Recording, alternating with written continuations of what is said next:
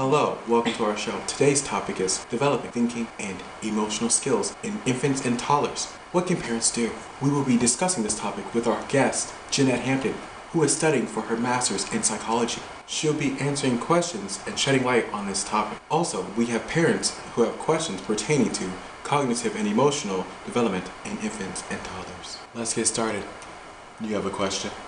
Yes, I was told when I take my daughter to daycare, she spends most of her time playing alone. She doesn't interact with anyone, just watches. In a couple of years, she will be entering kindergarten. Should I be worried that my daughter will not make friends or interact with her classmates? Children often have a tough time engaging in activities when it comes to new environment. This can be a positive or a negative experience when they make this transition. Your toddler is used to being the center of attention, so it will take some time to adjust to make friends. She has been at home, now she will be surrounded by others that want and need the same attention. This is a social fear of toddlers her age. Being in the same room with different personalities can be overwhelming. There is no way to prepare her on how to handle this. These are children who have been protected by their parents from day one, and to step out of her comfort zone to spend her time with these unfamiliar faces can be fearful and should be given time to adjust to the transition. We want to teach our children not to trust unfamiliar faces, but not to be afraid to make new friends at the same time. Letting her know that the unfamiliar faces is just as afraid as she is. I'm having my second child, and my daughter will be 13 months when my son is born. What can I do to prepare both of them?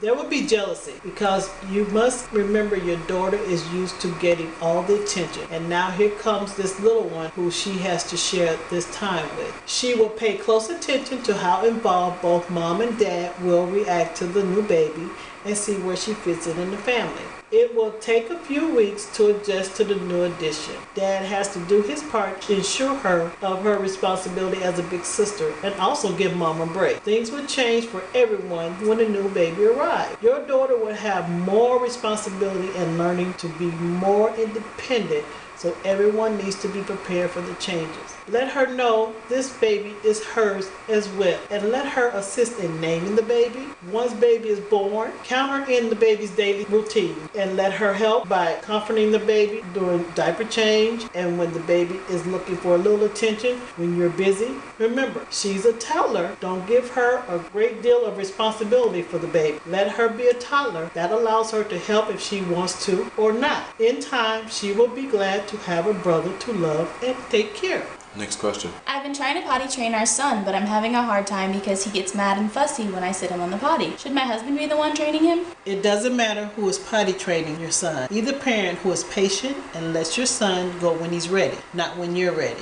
It is not a set time that he should be toilet ready for this milestone. This is one of those stages that are developmental achievements that should be done by the child. Taking your child to the bathroom, trying to get him to go is not training him, but frustrating you to make him go when he's not ready. When the time is right, he'll go without assistance. The fussing could be the fear of falling in the potty. So reassuring him he is not falling by showing him this, and if you want to include dad, let this be his job and show him it is safe. Watching dad may give him confidence and reassurance that everything is going to be all right. What if that doesn't work? Patience, he will go when he is ready. Okay.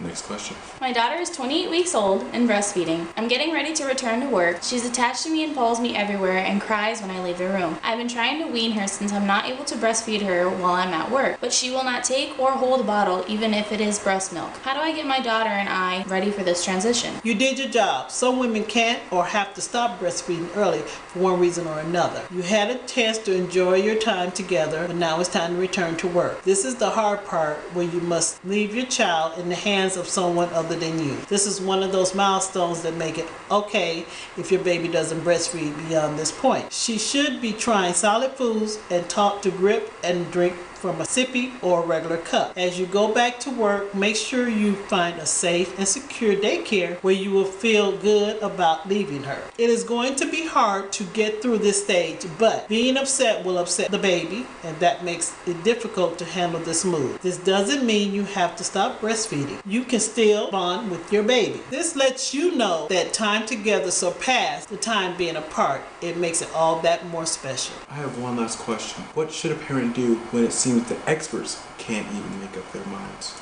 Realizing that every infant and toddler is different. Know the milestones your child will encounter and pass with flying colors is rewarding as parents. Do not compare your children to others and make them feel that they are worthless, and know that you are doing your job. Parents, take the time to get to know your infants day by day by creating a journal or diary. Record every time your baby learns motor skills and have conversations with them as if they can answer, making them coo and smile. They are watching your facial expressions. Love them and hold them close to your body and let them hear the beat of your heart. As they grow and start to understand, remember you are the parent. Take control from day one.